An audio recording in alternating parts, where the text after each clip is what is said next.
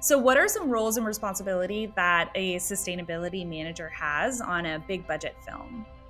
So, on a big budget film, we are responsible for calculating the carbon footprint of the production. We also are responsible for actually reducing those impacts, whether it be the impacts of direct carbon emissions, whether it's waste management, whether it's circularity and materials reuse. By its very nature, and because of the infrastructure that we all live within, there is a big challenge getting to net zero with film production. When you think about it, we use a lot of vehicles to move all the kit and all the crew around. We use a lot of power to power the lighting, the catering, the trailers for hair and makeup and costume. We use a lot of materials to build our sets, again with costumes, props, set deck. So we are huge consumers, and in quite a short-term way. Some of the solutions are looking at how we power our sets. So traditionally, if you are not near a grid connection to electricity, we would take a diesel generator. Horrible emissions, super inefficient, but very flexible.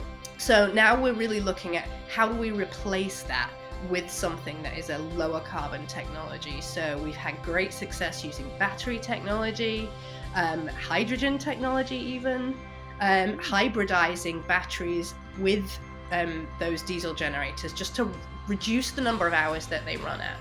And then things like alternative fuels. So hydrotreated vegetable oil is a renewable oil. It's basically made from waste oils as opposed to from fossil fuels. So the overall carbon impact of using HVO or renewable diesel versus a fossil fuel-based product is quite significant, but it does the same job. So what gives me hope is the enormous amount of effort that I've recently seen. Most of the major broadcasters and studios, not just in the US and the UK, but across the world, are now managing and measuring their carbon footprint. Most companies have made public climate commitments. They have moved on from just thinking about the plastic water bottles on set, and now we're thinking about how we fuel our set. We know from some BAFTA Albert data in the UK, about 50% of the carbon footprint on an average production comes from our fuel use.